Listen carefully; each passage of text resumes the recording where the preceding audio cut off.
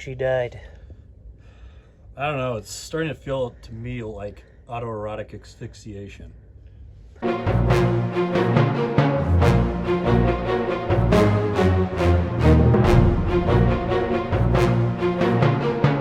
My God, these autoerotic asphyxiations are just piling up.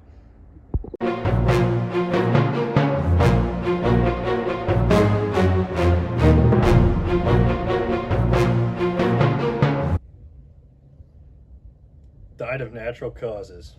Case closed.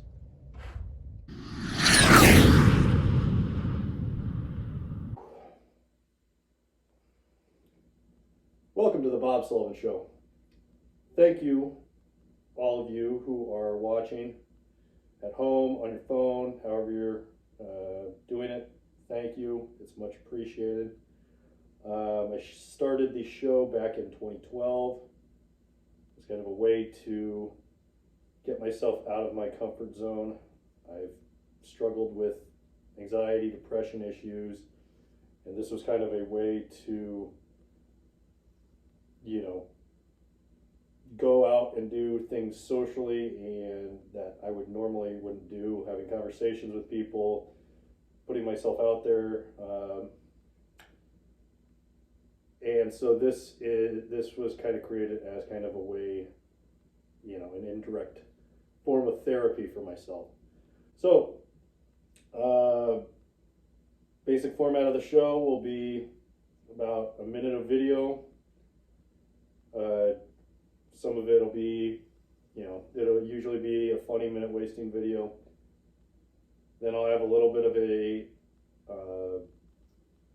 another section that will include a little bit of an interview that you can get the rest of that interview on iTunes or Spreaker, whatever app you use to download your podcasts. So that will be aired as a podcast separately from this.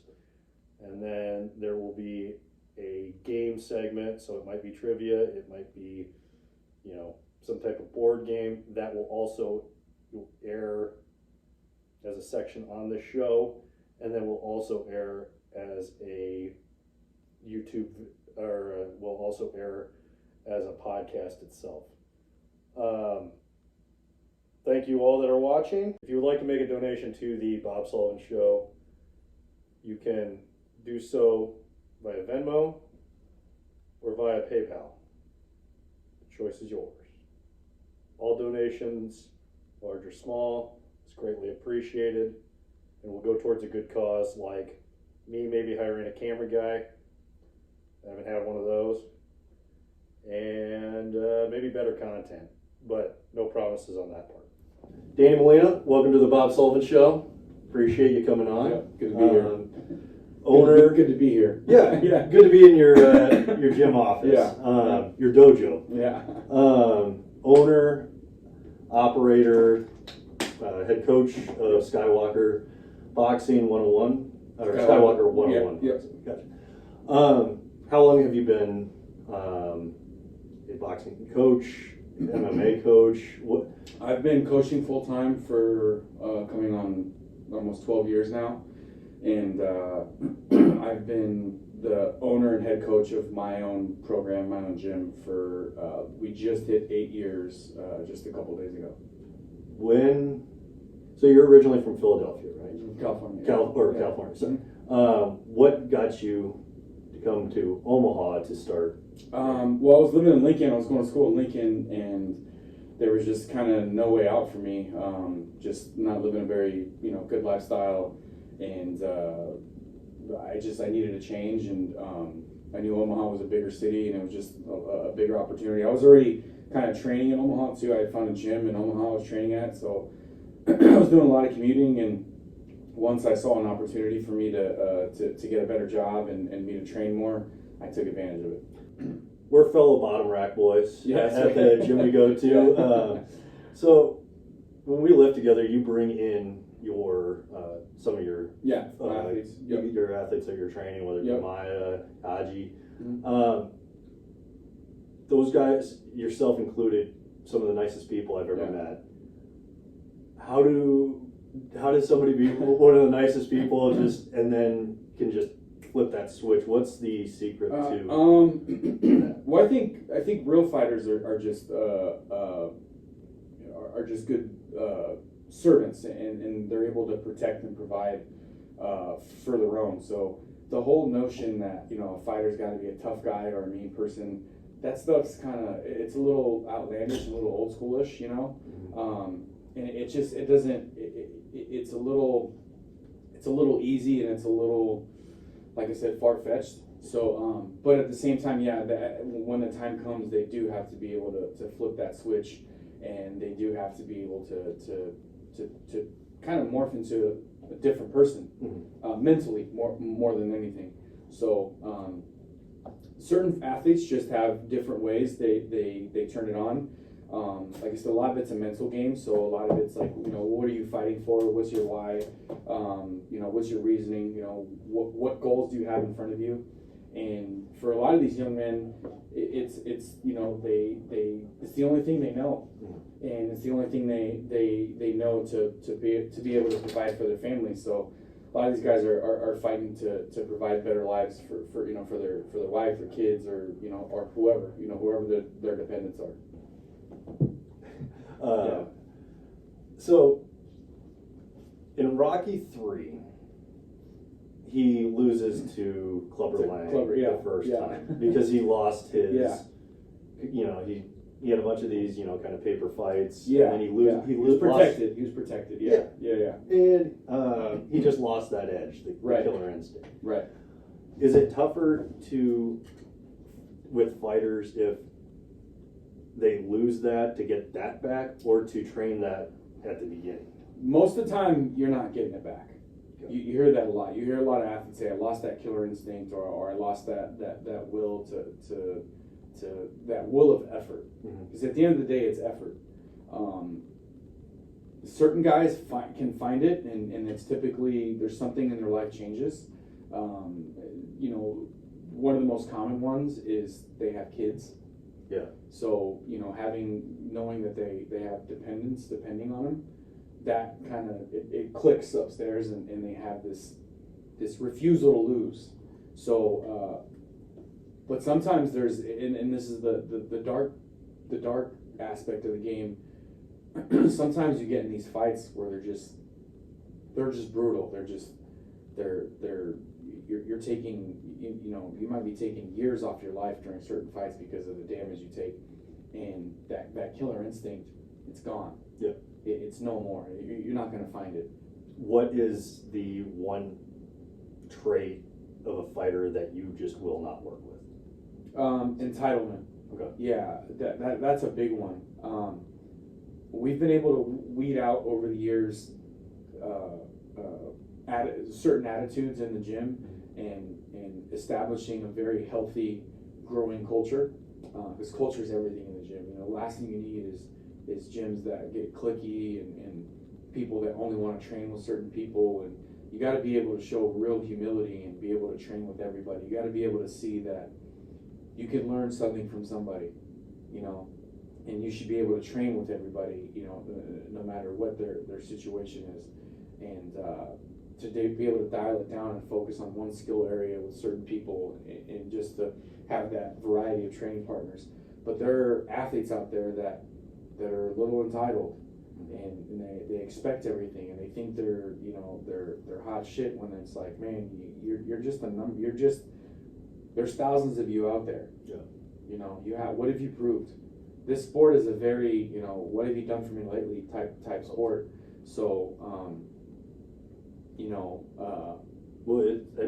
especially in UFC, where it's like there's a guy, like it'll be like Conor McGregor's the guy, then he loses, and then you don't hear about him for like a year and a half. Yeah, man, it's brutal. I've been, we've been very fortunate enough to be able to compete for a world title, and before that, my phone blowing up every day, and all these companies and all these sponsors, we want to help, how can we help, what do you need?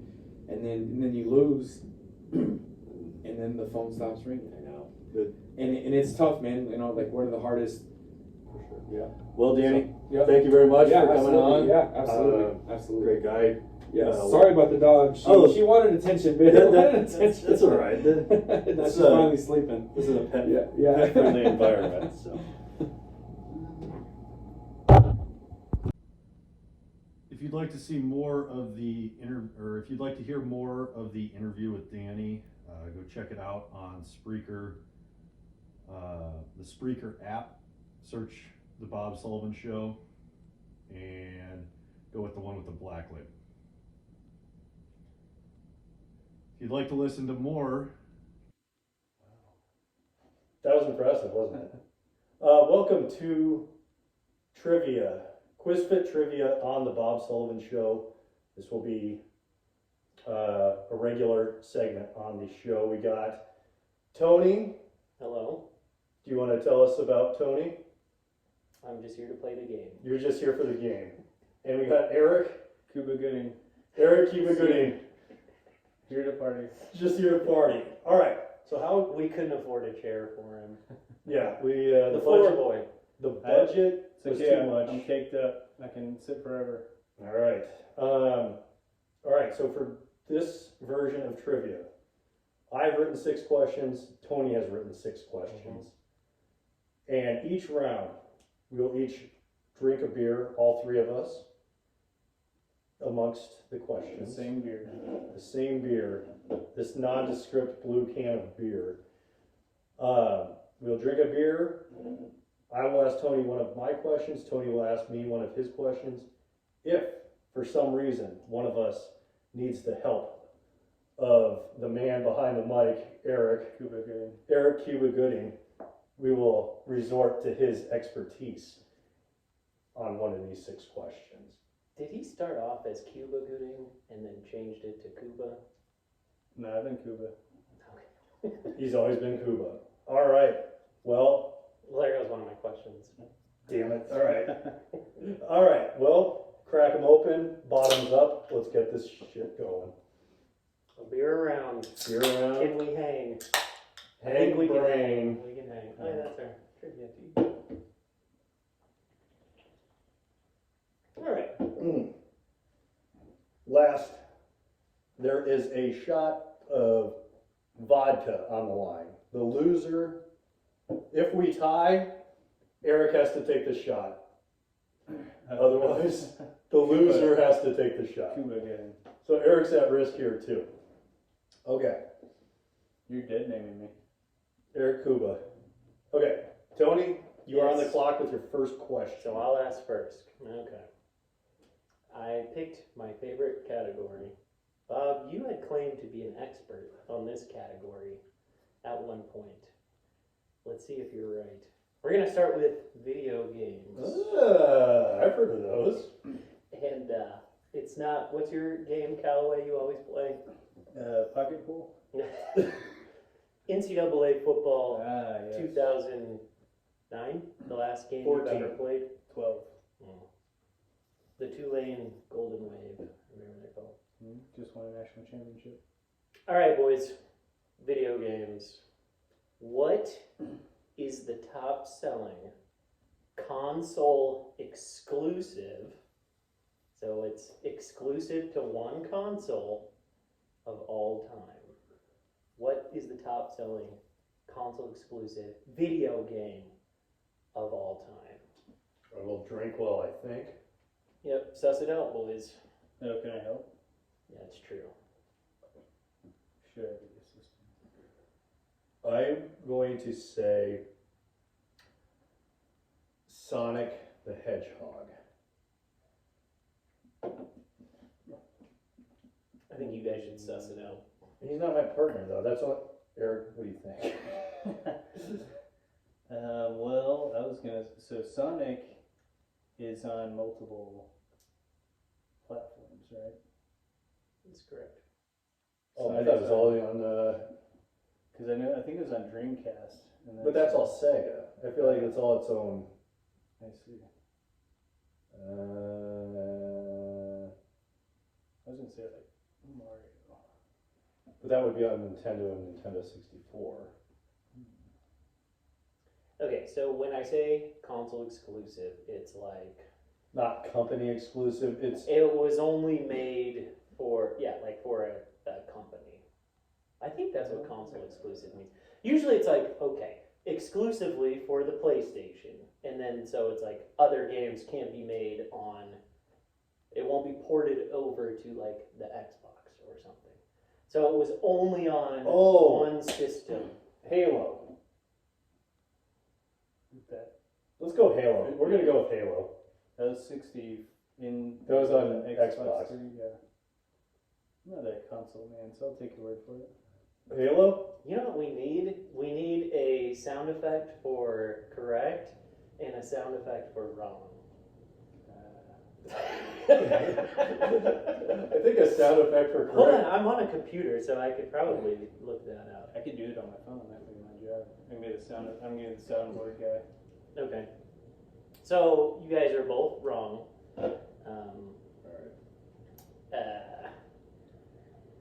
The answer, if you think back to, I mean, this game was like a phenomenon.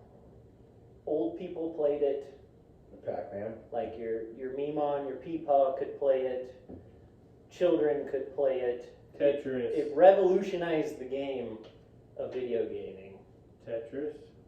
No. The game was Wii Sports. Come Yeah, on. I was gonna say Wii Tennis for a second. Well, if you would have said that, you guys could have better sussed. I was gonna say Wii. So, fun fact, number 1 best-selling game of all time is Minecraft. If you'd like to listen to more trivia, the rest of the trivia game is on. It will be on iTunes. It's on Spreaker as well. Again, search the Bob Sullivan Show on the Spreaker app.